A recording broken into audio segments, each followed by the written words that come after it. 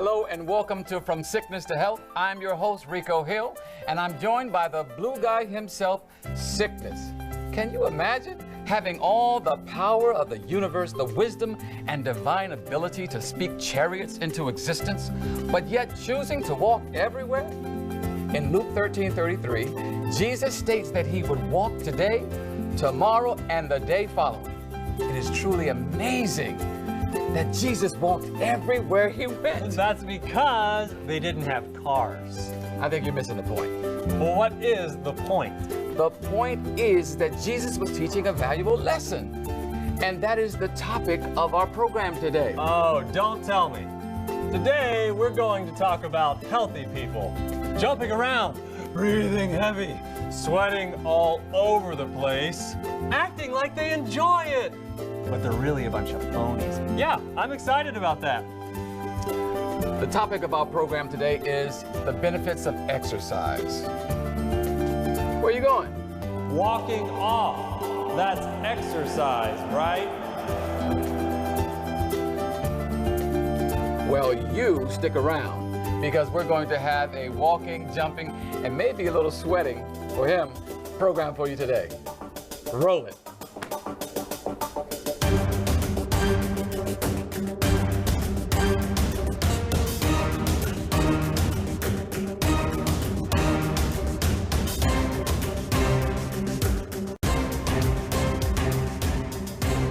Well, we're so happy that you decided to stick around. Thank you for joining us here in the studio of From Sickness to Health. Today, as always, we have an exciting program for you. Today, we're going to be talking about, as we mentioned, exercise. And if you have a regular exercise regimen, you can X your size. And that's what we want to help you do. But before we get into the discussion, and it's going to be a good one, we want to say hello to our co-host, Sickness, who is on location. How are you, sir? Oh, I'm doing good. I'm playing it safe because, as you can see, it's raining outside and looks like somebody tried to exercise. That's why they called the ambulance. So, yeah. Okay, well, we know that you have more to share. You're going to go to another location. We'll check back in with you. In the meantime, we want to say hello to our guests. Today we have joining us here on the program, Reedlyn Brady, who is a physical therapist. We wanted to bring in a physical therapist, somebody who knows about the human body and how to exercise. So thank you for being here on the program. Glad to be here, Rico. And joining you right next to your side is your lovely wife. We like to bring in husband and wife teams because it makes a more interesting program. So we want to introduce to you Sherry Lynn Brady, Sherry Lynn, that is, Brady, and she is an occupational therapist. They are a team in ministry, and they both have a passion for health. So welcome to the program also. Happy to be here. I'm glad you're here as well. Now, we have found that with just regularity in an exercise regimen, a person can add 10 years of rejuvenation to their life. That's amazing. And the human body, I know you know this, the human body is the only machine in the history of the world that wears out when we don't use it. It's the only one that wears out when we don't use it. So we want to use this amazing instrument that God has given us. Why? Because we notice that research has shown that when we don't exercise, there's a correlation with lack of exercise in diabetes, high blood pressure, high cholesterol, obesity, and heart disease. So today we want to turn this around through this discussion. But before we get into it, I know you're anxious to get in. I know you're anxious. Let's turn real quick to Sickness and see what he's got cooked up for us. Sickness, where are you? Hey, Rico. I'm down here walking at the local fitness center, encouraging people to be real. Take this guy, for example. He's as real as they get. He really doesn't want to be here. His wife and doctor convinced him to come here for his heart, but he can hardly wait to leave. He's been spending more time at the snack bar and the water cooler than on these silly machines. My suggestion, of course. Hey, buddy, is that your wife? Oh, no. Coast is clear. You know, I like to reward athletes like this with a candy bar. Back to you, Rico.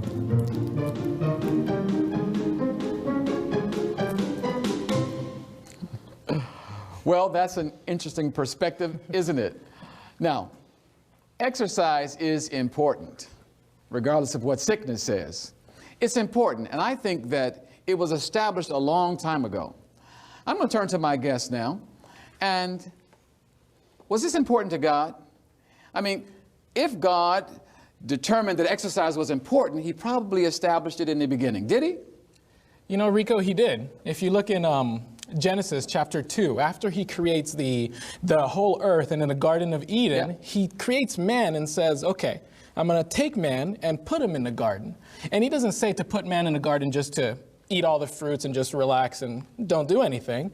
He puts man in the garden to dress it and to keep it. What does that mean, to dress it and to keep it? Well, any gardeners know that they have to, in order to cultivate plants, they have to spend some time stooping and bending and pruning and cutting and doing all sorts of gardening activities. So not just picking flowers. No, no. This was actually exercise. This was work. Yes. Although it would be nice to pick a few flowers for your wife, and I'll bring her in that way.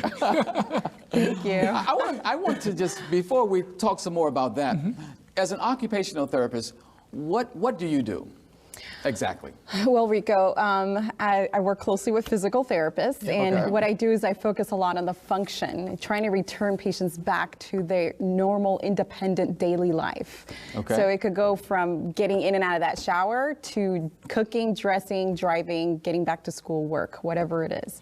And we sort of focus on those activities, and either we adapt it or find another way of recreating their lives so they can continue to be as best quality of life as possible. So sort of reintroducing them into movement. Yeah. And do you all do this together? We can. Not with right our now. jobs, we don't do it together.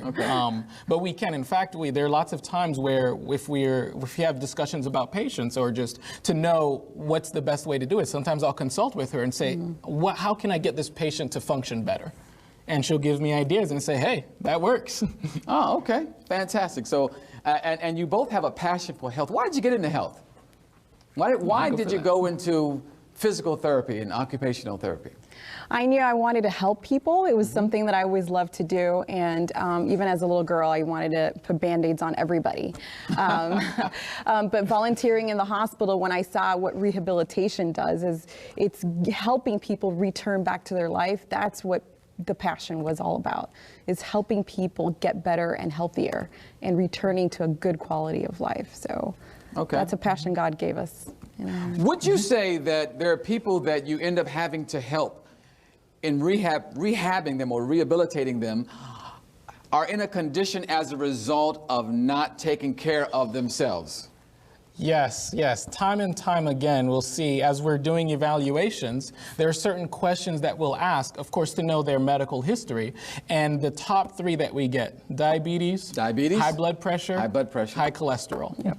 Diabetes, high blood pressure, high cholesterol. All of these are related to, for the most part, to diet. Yes. So diet, we find diet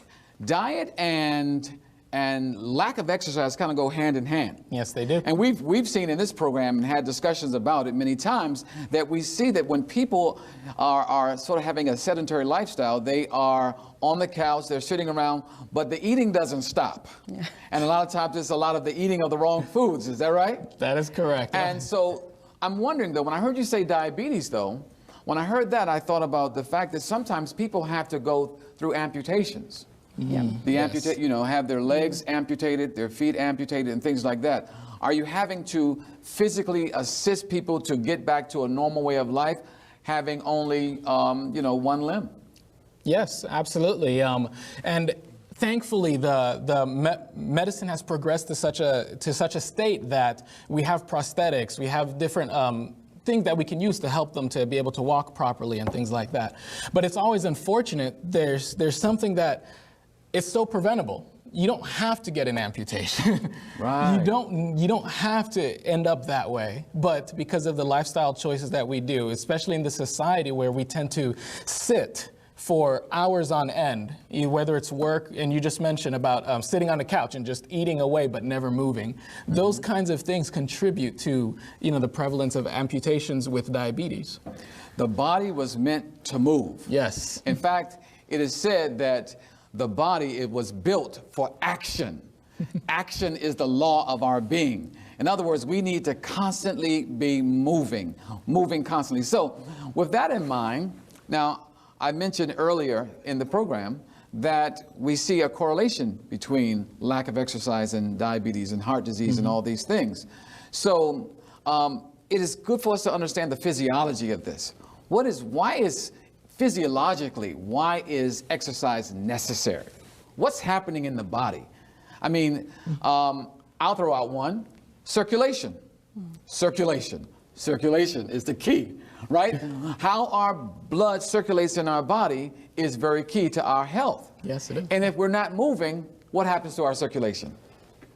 It just slows down and nothing gets to where it needs to go to keep your body functioning properly. It slows down. It slows down. Well, let's kind of break that down a little bit. Let's break this down. I like the idea of thinking that if the blood is not moving, but what's in the blood?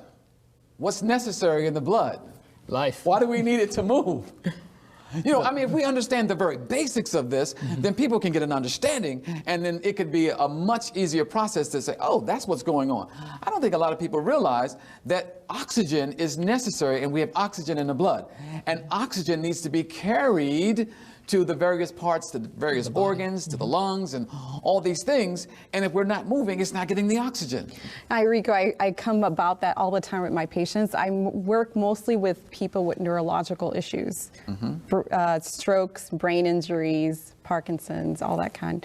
And what happens is we have to really emphasize the amount of exercise they do, because they need the maximum oxygen that they can get in their brain in order to heal.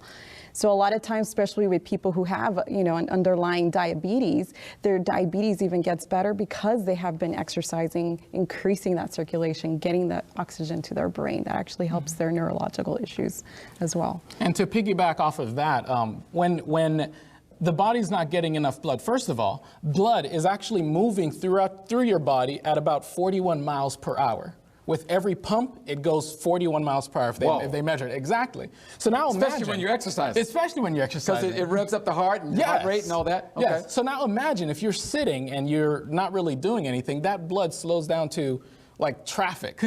Like rush hour traffic. So the blood is not even moving that's a anymore. Beautiful analogy. Rico, I'd like to bring some clarity here. We gotta check for some clarity. Okay. What's the clarity that we need here? I don't think that everyone is fully understanding the advances in society. See, I hear talk about hearts pumping and things. Have you ever seen the American male? We get our exercise on Sundays. We're sitting there eating with both hands, and we watch these athletes exercise, and our hearts are pumping, and we're excited. That's enough exercise for all of us. Wouldn't you agree? I would not agree, actually. Can we get exercise by proxy? No. No, there's no way to get exercise by osmosis, by just watching or just by being around people that exercise. Unfortunately, exercise is an individual thing. Your body has to, in order to get the benefits of healthy living, you have to exercise in order to get that. I'm actually glad he weighed in at that point. Yes. And to see the traffic snarling behind him to a crawl as we were talking about the way that blood is supposed to be moving through the body, and it's not. When it's not moving, you said it's like a traffic jam. Yes. Like a traffic jam. So if you can just imagine that your blood is supposed to be like on that super highway, moving and taking oxygen and nutrition to the various organs of the body, but yet it's down to a crawl. It's not a river of life, but a cesspool of death. And the Bible says that we should be like trees planted by the rivers of water and bringing life. So, in fact, when you go into a desert, you will notice that, and I live in Arizona, that's where I live, and lots of deserts there, if you've not been there. But some of the deserts can be so beautiful, but it's even more beautiful when you are traveling through and you see nothing but wasteland and barrenness and cacti and all of this. But then when you start to see green trees, when you start to see life, you'll notice that there's a river there. That means that life is coming through, it's flowing and it's moving. And that's how our bodies should be. Yes. So we've talked about some of the diseases, some of the issues. We talked about diabetes, talked about high blood pressure. But what is the best kind of exercise? I imagine somebody is sitting and saying, well, you know, if I can't sit and watch television on Sunday and exercise both arms and the remote control, right, as Sickness said, what exercises can I do practically? What kind of exercises should we be doing? On an average, an average is about 11 hours that an American sits throughout the day. 11 hours? 11 hours. Wait a minute. 8 hours are sleeping, 11 hours working, sitting, watching TV. I mean, working, sitting at work, sitting at the television. So a lot of sitting while you're driving, or on the bus, on the train, a lot of sitting. So the first practical thing to do is not to sit so much. If we are going to be moving around the house and clean up in the house, just move around. You know, if we're going to be, if we're going to be in the car for a long time, you know, park somewhere a little further, walk over a little longer to distance. So there's quite a few little practical things that we can be doing. Taking the stairs and not the elevator. We love elevators, don't we? Or escalators. Escalators, yes. Or you can run up the escalators. Sometimes you could do that. Well, don't run. But you can probably then you'll end up with us again. So a lot of those things that she mentioned, and actually it's established in the Bible. You pointed out that when God created the Garden of Eden, he put man there to dress it and to keep it, to garden it, to tend to it, right? Notice how God did not say to, okay, you're in the garden, now I want you to do some squats, some deadlifts, some power cleans in order to keep up your body. God gave practical exercise for man. And as rehabilitative specialists, we give practical exercises. Yes, we like the squats, we like to do it, you know, to give those exercises. But a lot of the time, I tell patients, okay, you're sitting in a chair, a commercial comes on, go up and down. From sitting to standing to sit, stand, sit. 10, 20 times. And that'll just kind of get... That'll get everything going, yes. Wow. See, and I love the point you just made. You said when God did it, it was practical. Practical things that we can do. Not something that, you know, because I think a lot of people get discouraged when you say, you know what, you got to go get the gym membership. And then you got to pay for that gym membership. And you've got to, all these different things you got to do. And you say, oh, do I really want to do all that? And we get discouraged. But let's look at this practically. And the most practical thing that you can do is walk. In fact, they say walking is the second heart. Why? Because we find that those calf muscles play a role in pumping that blood up to the heart. It gives an assist there so that the blood is actually circulating. And when we're not walking, not exercising, that blood becomes what? Again, we get back to the circulation. It becomes stagnant. This cuts off the circulation, What happens when we cut off circulation? Then our limbs begin to, what happens to the limbs? They atrophy. Muscles will atrophy. Yes, muscles will waste. They get weak and they waste away. And then that's why in the case of the type 2 diabetic, when you've got that, you don't have that circulation. And by the way, most of our arteries are in our extremities, right? Yes. So if we're not getting circulation, that's why you end up losing those limbs. Right? That is correct, yes. So what are the types of exercise?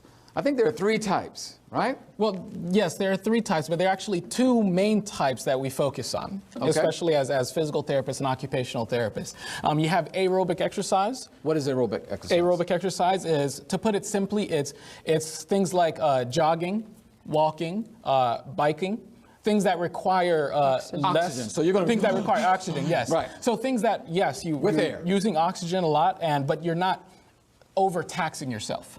Okay. And then there's the second type is anaerobic exercise, which is what you get with weightlifting. That's without air. That's without oxygen. Yes. So you're just lifting weights, and what's happening there is you're breaking down the muscles in order to rebuild them. Okay. As opposed to aerobic exercise, you're actually refueling them with oxygen as you go on to improve the endurance. And research nowadays shows that interval training, a combination of both, is a really good way. So lifting some weights.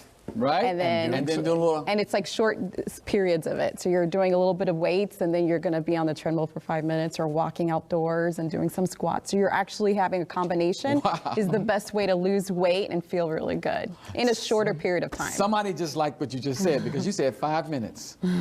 You said 5 minutes, and I like that myself because it kind of suggests that you don't have to do a full long thing, but if you just kind of do 5 minutes here, then lift some weights, do another 5 minutes. Yeah, it's short timed exercises. Right. In fact, sometimes what I do is I do a walk, and I'll go for a walk, and then I'll jump rope for just about real hard for like a minute. Right? And then I stop and I walk some more, and then I keep doing that in intervals. Let's kind of, because people are watching and they're saying, this sounds good, but maybe that's just some people talking about it. But, we like to bring in video clips that actually support what we're saying. So let's turn to a clip now, and let's see if the news reports and the other experts, what they're saying. 1 in 10 deaths worldwide can be blamed on illnesses that are caused by lack of exercise. This is about the same as the number of deaths from smoking. Experts say this problem has reached pandemic proportions, according to new research in the medical journal The Lancet. When people don't exercise, they are more likely to die from heart disease, type 2 diabetes, and breast and colon cancer. Exercise could have prevented about 60,000 deaths from heart disease in the Americas and about 121,000 in Europe in 2008, according to the report. The scientists looked at 10 years of research on ways to promote physical activity and identified a number of effective strategies to help us get the 150 minutes of exercise we need each week. That just blows my mind. Did you hear that? It said that because of lack of exercise, they compared it to smoking. 1 in 10. Why would there be such a correlation between smoking a cigarette and just not exercising? Well, smoking, we just mentioned that lack of exercise causes their blood to not pump efficiently. It makes it stagnant. Okay. Smoking actually has the same effect because smoking prevents blood flow to the extremities. It prevents proper healing, which in order to heal properly, especially after surgeries, you need blood to get to the area. So circulation, so smoking impedes proper circulation, which is why doctors always say if you're going for surgery, they ask you, do you smoke? And throughout the surgery and the healing process, they recommend do not smoke, or else the healing process will slow down and you'll just be getting worse. So we can look at that and say the same for exercise. Yes, you can almost, a doctor could almost ask, are you exercising regularly? That's the conclusion that I draw. Right? Compared. To compare those. And that's the question to ask. Are you exercising regularly? It's found that I believe 66% of Americans do not do vigorous exercise for at least 30 minutes a week. 66% of Americans, of adult Americans, do not exercise on a regular basis. Let me do the math. 2/3. Yes. 2/3 of Americans don't get regular exercise. Wow. That's a huge number. I know what that means.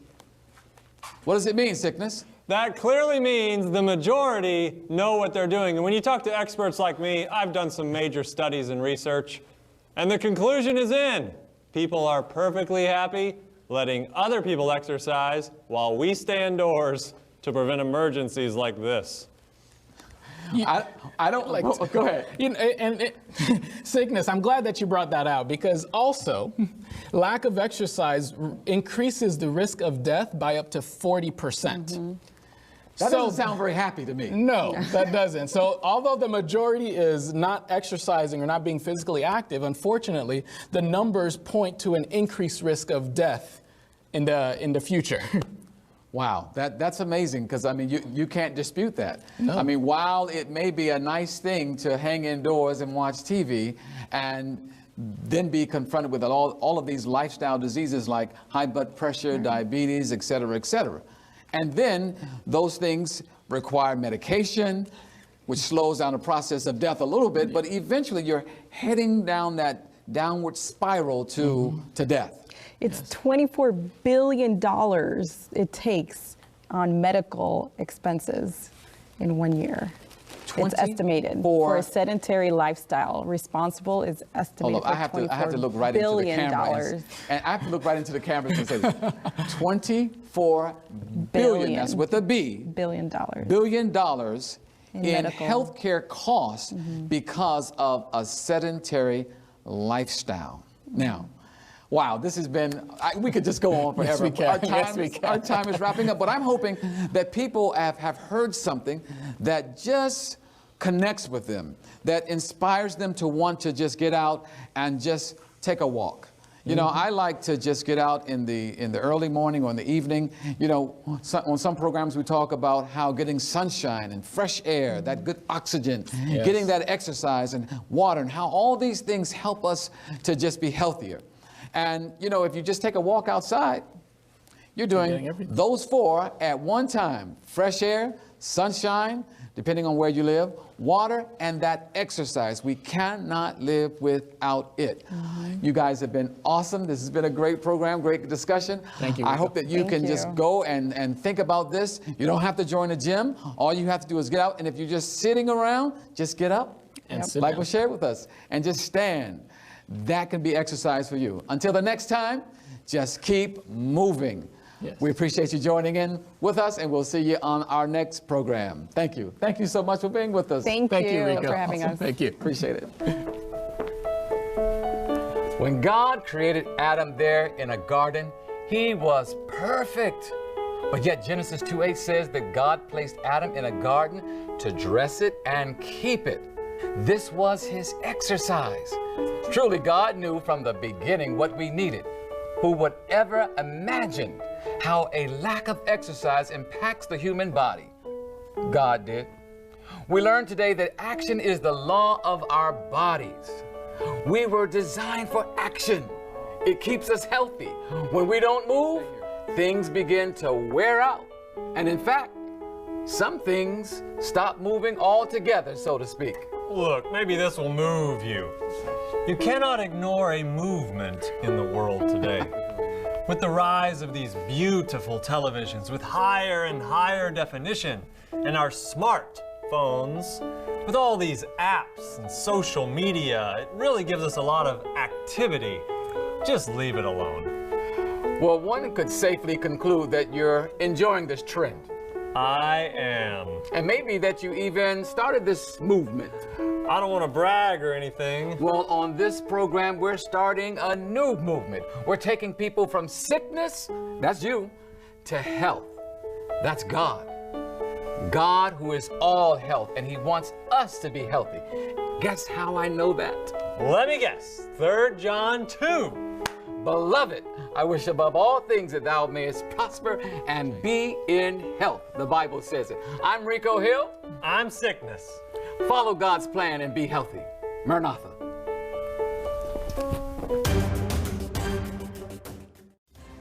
Boy, your muscles hurt when you haven't used them in a while. Ouch, that was intense. I can hardly walk.